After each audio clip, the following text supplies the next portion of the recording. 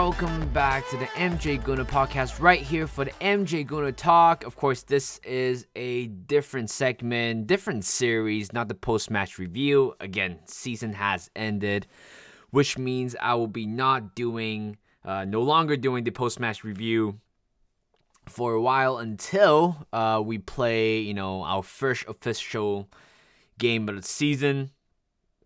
It could be the Man City in the Community Shield if they somehow beat Manchester United. I fully expect them to beat them, and more importantly, of course, the series. It's pretty much dedicated to the off season, and especially when I'm not doing post match review, no content about that will be up. But instead, it will be a tiny little segment like that. Just to kind of fill out the void, the time, the gap where we are not watching any of the games. So I'm gonna separate this podcast into two segments. Of course, one podcast but two segments. The first one would be the season review, and the second one will be players review. And this podcast today, I'm very excited, to be honest. I've been wanting to do one of these for the past 2-3 years, just to talk about, just want to talk about the season in general and overall, kind of deep dive into some parts of the season where, we can improve, where we did very well. So, and I don't know how long this podcast is going to be, but certainly it's going to be long enough for you guys to listen and enjoy wherever you guys are. So, let's start off with the season review. I want to start it off with from the preseason, because there's a lot of anticipation of how Arsenal's going to the transfer window with a bang. We got pretty much backed by Stan Kroenke, and also, of course, the Kroenke Sports. During the last season off season, we got quite a lot of money. I think we got 150 million to 200 million. But of course, according to the history of Arsenal, we are just genuinely very bad at selling players, or selling players at the worst time.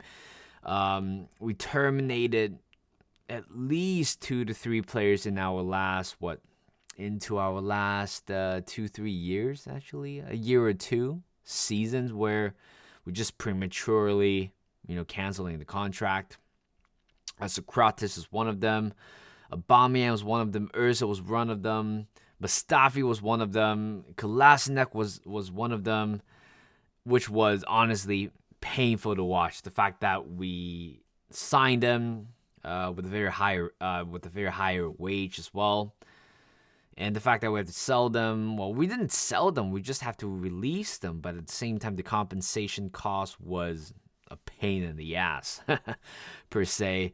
And yeah, I think the first, one of the biggest topic that we have during the off season was, who are we going to sign, especially in the striker role. Aubameyang left, Lacazette's contract was up, and there's no way we are relying solely on Nketiah to lead our season, especially if we wanted to go back into the Champions League. And yes, players like Nketiah renew his contract, £100,000 per week, signing a 4-year deal, if I remember correctly.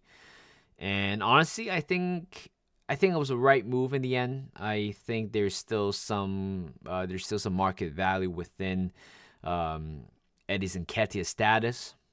And I just think it was a good idea to keep him for at least a year or two. I'm sure in a year or two, he might increase his market value. And if things didn't work out right, or if we are looking to sell him, at least we actually get a little bit of money from him, which is a good thing.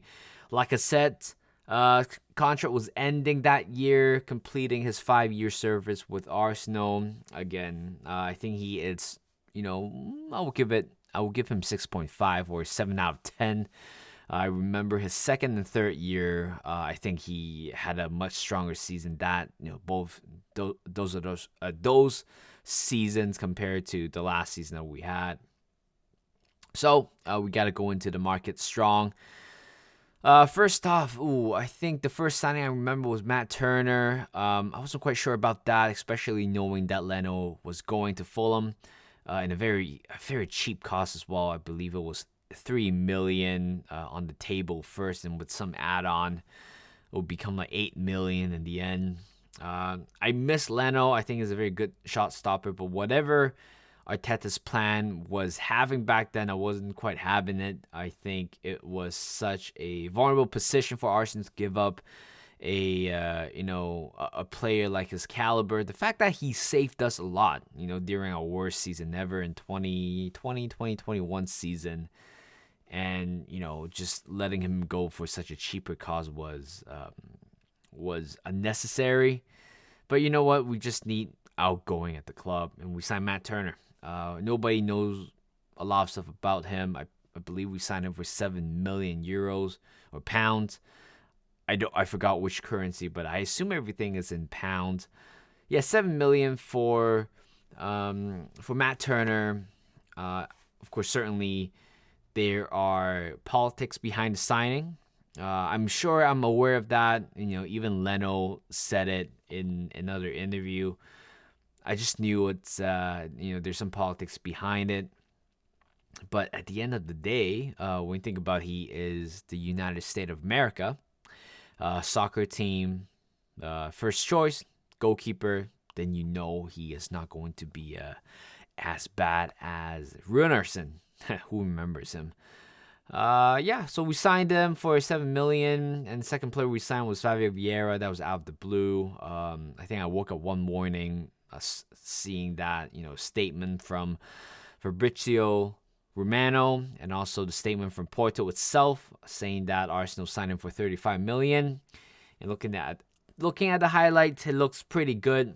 I think he had some great goals, and of course, it's all about his passing, his vision, being as the main backup or direct competition with Martin Odegaard. Signed him for $35 million. That was in the bag. And then the third player that we signed was Gabriel Jesus. I think that was the most anticipating signing of the season, or of the off season, where Arsenal was looking for a striker. Arsenal was lurking around towards the end of the season, knowing that Jesus might be going, knowing that Jesus will not be the number one. What was that? I don't think he will be the number one player or number one striker for Man City, especially I think they triggered the cost of the release clause of Erling Haaland. So his career at City was pretty much done, and Arsenal snatched him for $45 million, which is honestly I think that was a good cost, to be honest. And later on, we signed Zinchenko towards the end of the preseason tour. Again, another signing that I didn't quite expect that to happen. We know that we need another left back. We can't really rely on Kieran Tierney, especially with his injury record over the last couple of years. And Nuno Tavares was having a shaky first season for Arsenal, and I think loaning him out was correct. And that was about it. Preseason, of course, the majority, I think another major event in the offseason was the return of William Saliba. Some saw him a couple of matches in the preseason tour, looking pretty good. We also terminated contract Hector Bellerin. Of course, I think at that time he was the longest serving Arsenal player. And I'm sure I missed out a few players as well, but I don't think that's the topic for last season, but I didn't cover it back then. But yeah, preseason we started pretty well. I think we won the majority of our games. I'm sure we won all of the games, and including the game against Chelsea 4-0. It was a very impressive one. And later on, I believe Emirates Cup, we did win the Florida Cup. first trophy, and also Emirates Cup, beating Sevilla. And today, they won the Europa League today. Congrats to them. I mean, I think they enter into what 7 finals, and they won all 7. So it's in their DNA. So okay, all right, go into the game. I don't want to being stuck too long in the preseason, but go into the game. Everybody thought Arsenal was not going to make it as a top 4. Fine and fair. It's the pundit's job to make such bold decision and ridiculous decision, but for our fans, we know where we stood. I think our whole season, our aim for the season was to achieve top 4. That was about it. I don't think we thought about winning any trophy. Possibly FA Cup, maybe. If not Europa League, but at the same time, it really depends on how we were or where we were at in the Europa League in order to make some, later judgment for that.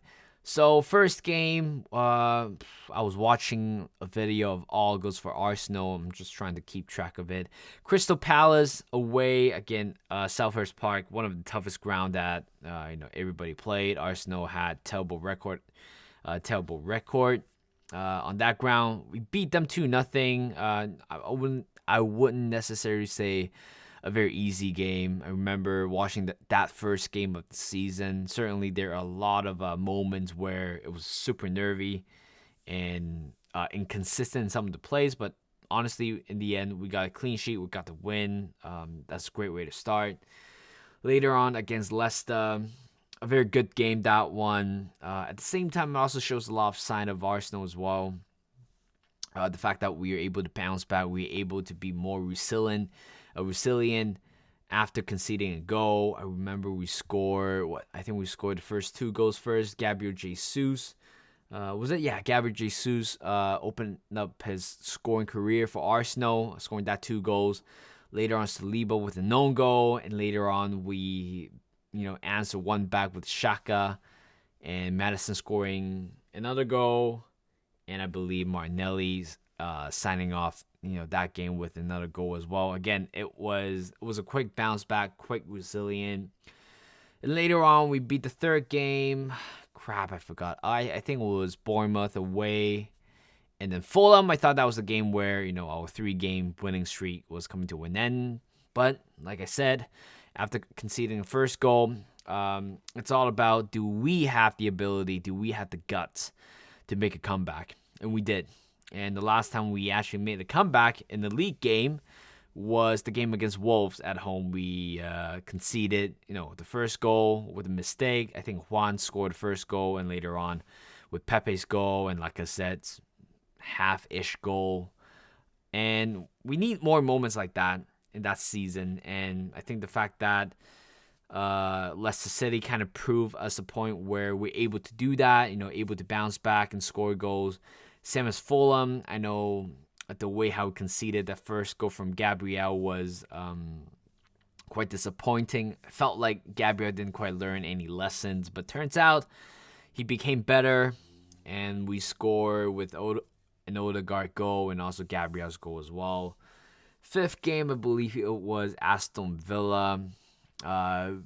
It was a comfortable win, 2-1. I mean, Douglas Luiz, which we had a massive link to him towards the end of the season, last season to I think we have a massive link to him, I believe so. Last summer, scored a corner kick goal, and we won that game. Later on, October, this is where all the fun things begin. Actually, no, before going to October, September, important games. It was the United game. We lost 3-1. It was a game where I'm sure a lot of Arsenal fans would look back and think, oh, are we even ready? Or is it the same old shit every year, every season, where when we play against a Big Six club away, we are bound to lose? And that was the game where we felt like, oh, you know what? Maybe we haven't improved after all. Because, again, we At the same time, going through this season review, I want to go over some of the what if moment in some of the games that we have. What if this happened and that happened and we somehow win the game? I remember that game. Paul Taney was the referee. Disallowed the first goal, Martinelli. I still don't think that was a foul. That was really, really soft. But the fact that Paul Taney played it on, and I just don't see why VAR would, kind of hinder the judgment of the main referee and asking Paul Taney to replay the footage, replay the highlight, and go back and disallow the goal. Well, that happened because Martinelli that was a very good goal, good pass from Odegaard, and I thought that was the game where we actually, might go on and win the game.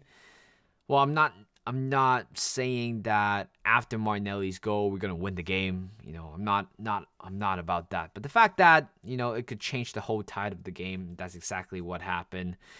We didn't get the goal, and Anthony scored his first goal, debut goal. Saka scored right after, but later on we got super exposed. And the back line, I think taking out I think Partey wasn't starting, but Sambi Lakonga was starting. But Rashford scoring 2 goals, United deserved to win. And after that, there's a Queen's death, which kind of, interrupt some of the schedules a little bit. I forgot which game was meant to be played on that weekend. The funeral, I forgot which day it was, but we did play against FC Zurich first. Marquinhos making his name that game with a goal and an assist to Ketia, winning 2-1. And the Brentford game, again, the narrative was right there. We lost to Manchester United. Are we going to lose again? This time going into, I forgot the stadium for Brentford Stadium, but we lost to them 2-0 last season. And we got slandered quite harshly. And the fact that not knowing if the team are able to bounce back from the game like United's game. We did 3-0. It was probably one of the I would say one of the most dominant game that we have.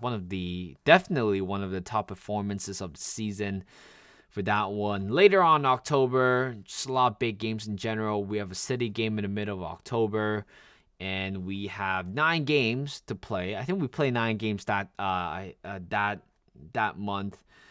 Playing against Liverpool. Actually, not Liverpool. I think it was Spurs first, 3-1. Very good result. Partey scoring that beauty to open up the score. And Liverpool beat them 3-2.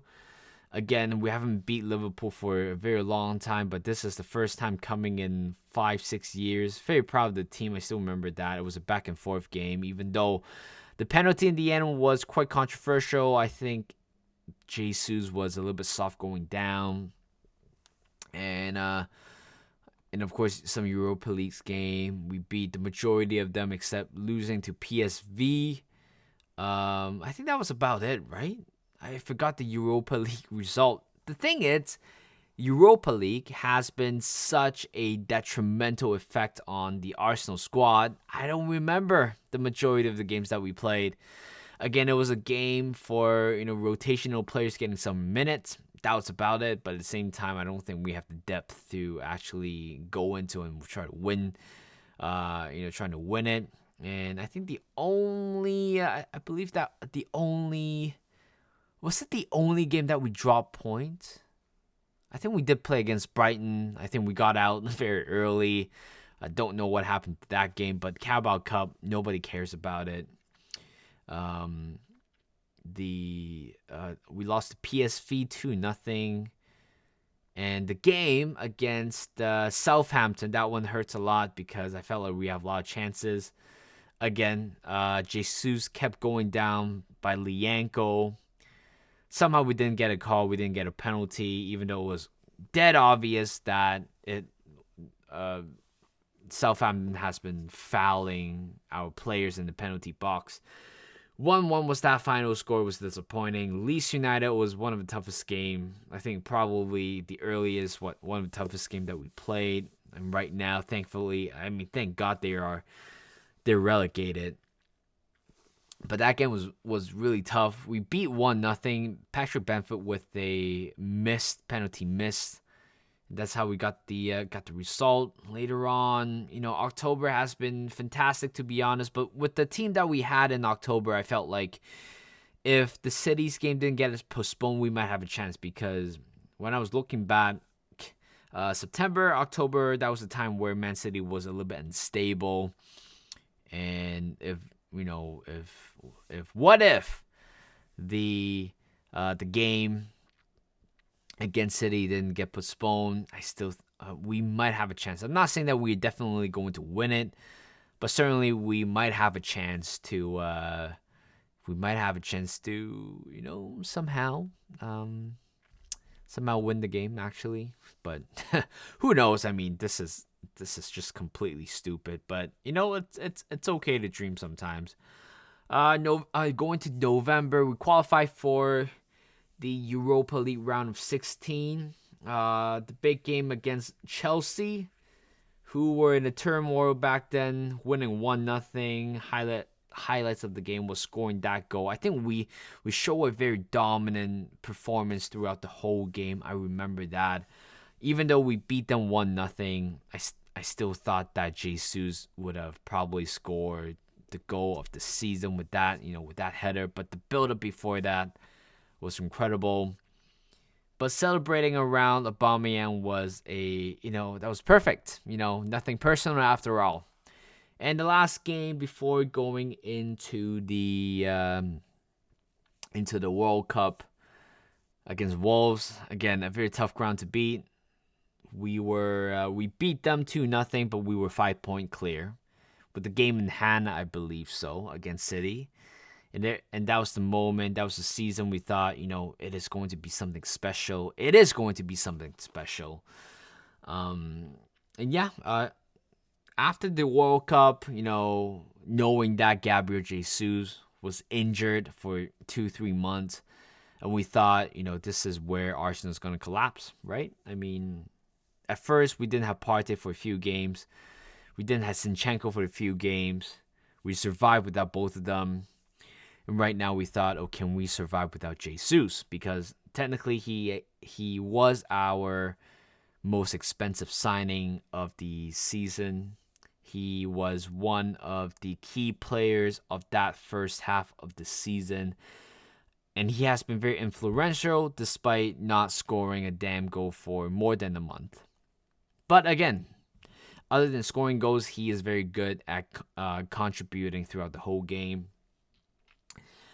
Coming back, first game back was against West Ham Boxing Day, if I remember correctly. Arsenal beat West Ham 3-1. We were down by 1 goal. That penalty kick in the first half. But the second half, we truly deserved that. Later on, we beat Brighton. Tough ground to beat. We did that 4-2. We beat Spurs. Was it Spurs? We beat Spurs. Actually, no, we drew against Newcastle United. Again, they were playing low block. We didn't really have a chance. We beat Spurs. We beat United. And then FA Cup, we beat Oxford United, showing, French player getting some minutes. And later on, unfortunately, we made we were drawn against Man City in the next round, and we got we exited very early on. And honestly, that game against City, when I look back, we play against City 3 times. I think the game against City in the FA Cup was probably the best performance out of our squad, and from our B team as well, because we only conceded 1 goal. And it was quite competitive throughout the whole game. And then again, the game against United, probably one of the best performances, or one of the games of the season. Later on, and then the January signings coming in, Trossard coming in, the whole Mudryk saga was going on. was going for Mudryk, but Chelsea was dumb enough to sign him with a much expensive fee, 100 million, and we signed Trossard for 27 million. In the end, he got 10 assists in an Arsenal shirt, scoring 1 goal, but his contribution for Trossard has been amazing. Definitely January signing of the season. Signing Jorginho, who we thought, you know what, it wasn't a good signing because we couldn't get Caicedo, so we went for Jorginho. Turns out that move actually did go well. Kivior, again, another move that I think it went well as well. The fact that he came on for Rob Holding and in a way changes the way how we played. And suddenly, we got hit by Costa. After the United game, we just couldn't win the game. We lost to Everton. There wasn't any what-if moment for that game because I cannot, when I look back, I can't find a way, I can't find a moment where we could somehow break that team down. We just couldn't. New manager bound, Sean Dyche coming on for Frank Lampard against Everton, Goodison Park away. It was always going to be tough, and just like that, we didn't win. Hands down, Everton was a better team that day. That was our second loss of the season, and later on against Brentford, we were having a lot of trouble in a way. But Lee Mason didn't do his job, didn't draw the line, or else, again, that's another what-if moment. That would have been, we would have won that game with Trossard's goal, but Lee Mason wasn't doing his job well. Rene got fired. He truly deserved that, didn't do his job well. He deserved to get the sack. What else later? I don't remember right now. City at home, losing 3-1. 3-1. Again, I don't think we were meant to play that way, but we just fell short, and I don't think we are ready to do a double against City. I think that was the another stressful game as well, knowing they're a few points behind us. Later on, we just kind of went on to a 7-winning game streak. At one point, 8 points clear with 2 games to go or 1 game to go against City. That was another great moment. After the international break, we won our 7th game of the season again. I think during those 7-game spell, again, the game against Aston Villa was a joy to watch. We thought that, we're going to satisfy with the draw, but turns out we scored 2 very late goals. Jorginho, it was a pity that wasn't his goal, or else it would have been amazing.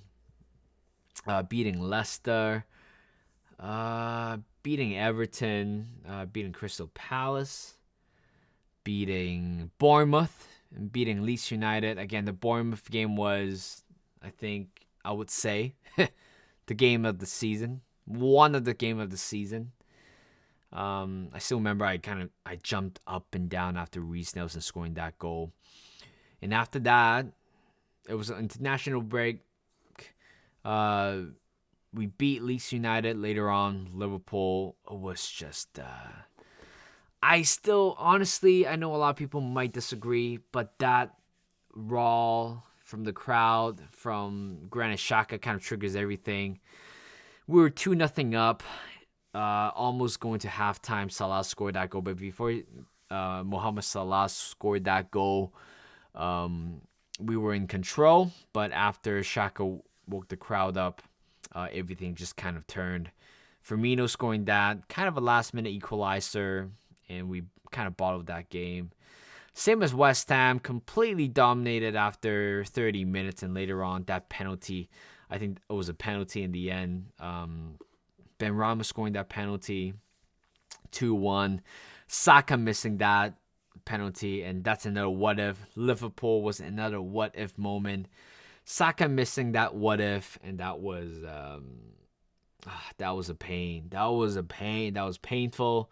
Southampton 3-3 draw was another painful game. And I've been saying this a while. I just think that the game against West Ham, drawing that game, I think that was pretty much the end of the title hopes.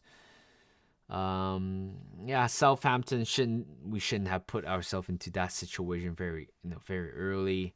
In the end, everybody was slandering Thomas Partey with that unprofessional long range shot, knowing that we really need to dig out that one goal. We have like a game.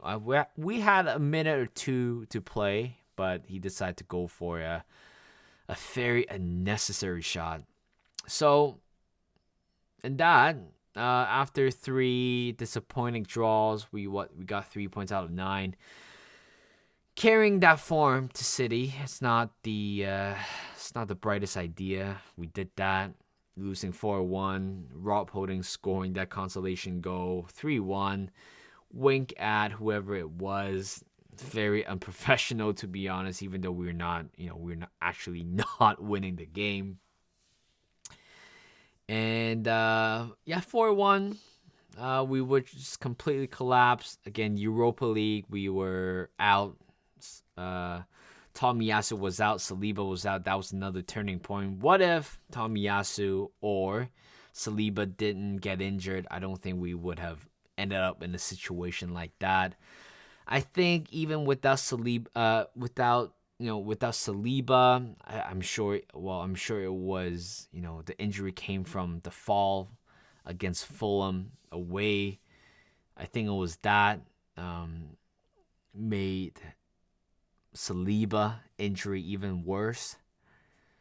But yeah, without Saliba, I think we will still survive with Tomiyasu in there. Just kind of, tucked in, Ben White in the middle, Tomiyasu on the right, or even the other way around. Tomiyasu is such a versatile player, but losing both players in one game in the span of 10 minutes, that sucks. And that's another what if moment. And I felt like that in another way, I still think that probably cost Arsenal's season. And after Man City, we thought that was the end, but somehow beating Chelsea, Newcastle United away. How did that happen against Newcastle? That was a lot of narrative written into that game. Losing to them, losing to the top 4 spot last season because of them, and beating them this time was very sweet. And later on against Brighton, losing 3-0. That was pretty much the end. And losing to Nottingham Forest. And mathematically, that was also the end as well. And we ended up the season with a 5-0 win against Wolves. Again, all right, giving up my rating for the season. I'll give it an 8 out of 10. A very solid season. I still think that this is one of the memories. One of the best memories I have for the club. I don't recall any seasons like that, or at least not to the point where I'm very aware of them. I think this is probably one of the seasons where I thought, they play very well. Second time in my lifetime witnessing them finishing up second after the 2015-2016 season. But of course, that season was worse than we have. But hey, I mean, we give it a shot. We were literally in the title race for until the last month. But you know what? We did it. Top four secure. We got second place. And I saw this post somewhere on Twitter. I thought it was fun to give my assessment. Player of the season was either Saka or Odegaard, but I'll give it to Odegaard. I think the fact that Saka was kind of a little bit dipped towards the end of the season, couldn't really carry his teammates a little bit more. Certainly hurts quite a bit, but Odegaard, it's definitely my player of the season, young player of the season. It's either Saliba or Saka. I'll give it to Saka just a little bit. I mean, if Saliba is able to be fit for the rest of the season, I'll give it to him. Most improved player, this one is pretty easy. One of the easiest one to think about it. Actually, it's Granit Xhaka. Compared to last year, 2 years ago, I said this before many, many times. Nobody would have thought he is going to turn out to be the player that he is right now. And the fact that he has transformed the team in a way, adapting that number 8 role perfectly, even though he's not quite suited for that role. But you know what? I think he transformed the team, and everybody is going to miss him. I'm going to miss him as well. And I'm sure a lot of Arsenal fans are going to miss him. Unsung hero. This one is a good one. I would give it to Saliba or Gabriel. I think I would give it to Saliba, actually.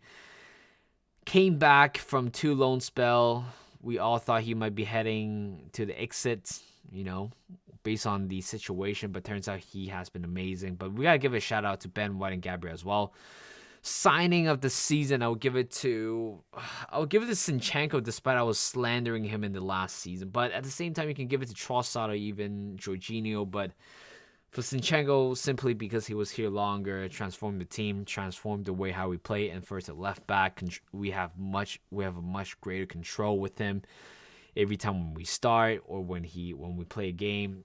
Performance of the season, I would give it to Newcastle United away. I think that was the game where we started very shaky, but at the same time we showed dominance towards the end. And again, perfect narrative in the end. Goal of the season. That one's another one. I'll give it to. I will give it to Thomas Partey against Spurs. That's another beauty. And also Reece Nelson, that last minute winner. If I have to pick one, I think I would have to pick for the last minute winner, Reece Nelson, because that was the game where everybody believed that we might have a chance to go on and win the title. That was the game. But in the end, we're not meant to be. We are not meant to win the league. Based on the way we play, in the end, we just didn't deserve it. City deserved it. They fully deserved it. And I'm not even disappointed in the end, because, you know what? We slipped in the end. We kind of bottled it. I felt like the word a little bit too harsh, but certainly could have done better in the season. But overall, this season has been amazing, and I realized that it has been 37 minutes in. So I'm going to post this podcast very shortly, and I'll do a plays review podcast in other podcasts. So thank you guys for listening. At this point, I'm really, really tired. It's 11:30 already. I have a golf game tomorrow morning, and I start to I'm starting to stuttering right now. This is what happened when I'm tired. I just stutter a lot for some reason, and I can't read the words properly. So thank you guys for watching. I'm going to go to bed, actually. Thank you guys for watching, listening, wherever you guys are at. Hope you guys enjoy this. Like this podcast, subscribe my podcast, or follow it. Do all the good stuff on the channel, and I'll see you guys in a bit.